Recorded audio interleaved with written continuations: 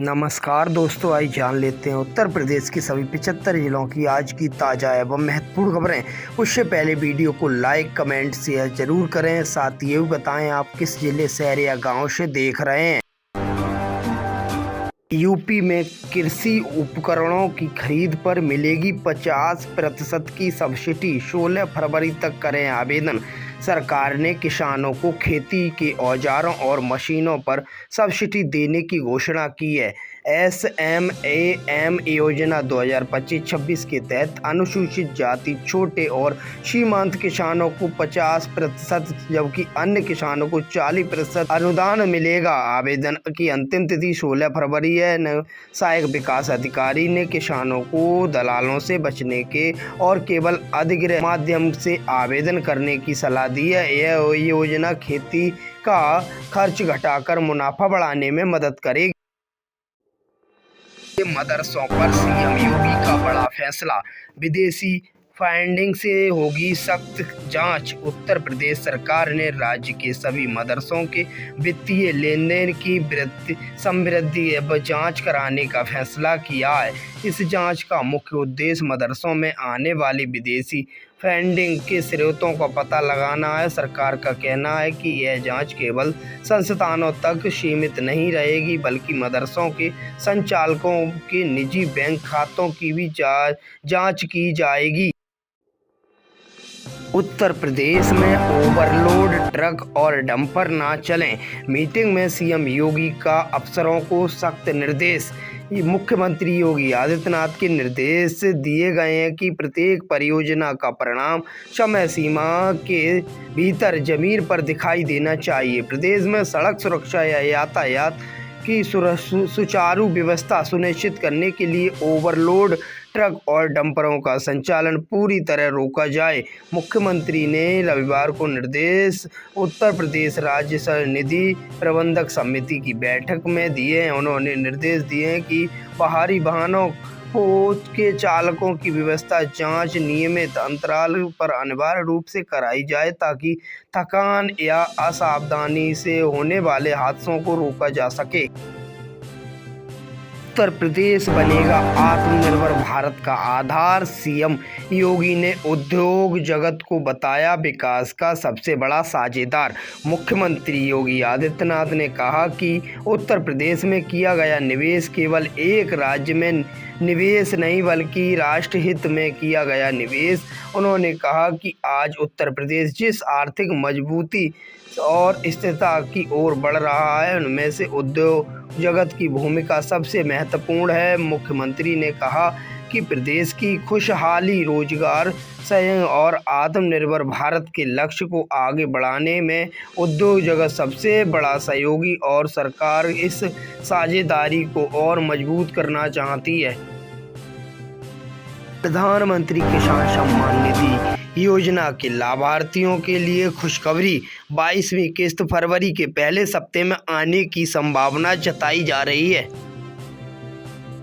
Budget 2026 में education के लिए 1,39,289 करोड़ का मेगा प्लान युवाओं के लिए। लोकसभा में आज बजट पेश करते हुए वित्त मंत्री निर्मला सीतारमण ने शिक्षा सेक्टरों को ध्यान में रखते हुए कई बड़े ऐलान किए। वित्त मंत्री ने वित्तीय वर्ष 2026-27 के लिए एजुकेशन सेक्टर में मद्देनजर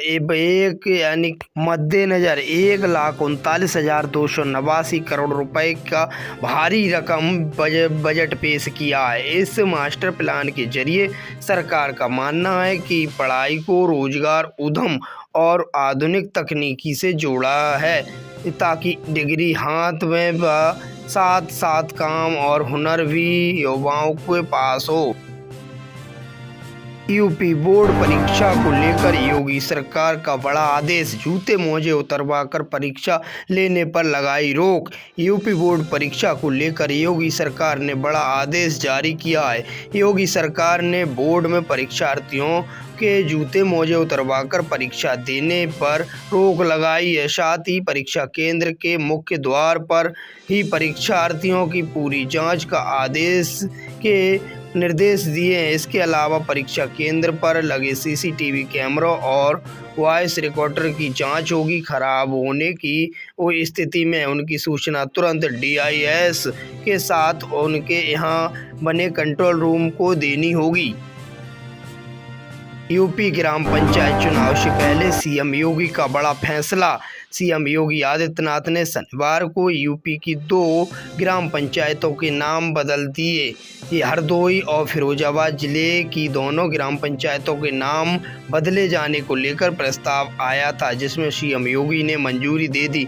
यूपी सरकार की आर्टिफिशियल सोशल मीडिया एक्ट पर पोस्ट डालकर उसकी जानकारी दी। पोस्ट में लिखा, जनपद फिरोजाबाद की तहसील व विकासखंड शिकोवाबाद स्थित ग्राम पंचायत वसुदेवमई के अंतर्गत ग्राम उमरेरा किरार के नाम परिवर्तित कर हरिनगर और हरदोई जिले के विकासखंड फरवान की ग्राम पंचायत हाजीपुर का नाम सियारामपुर करने का फैसला लिया है।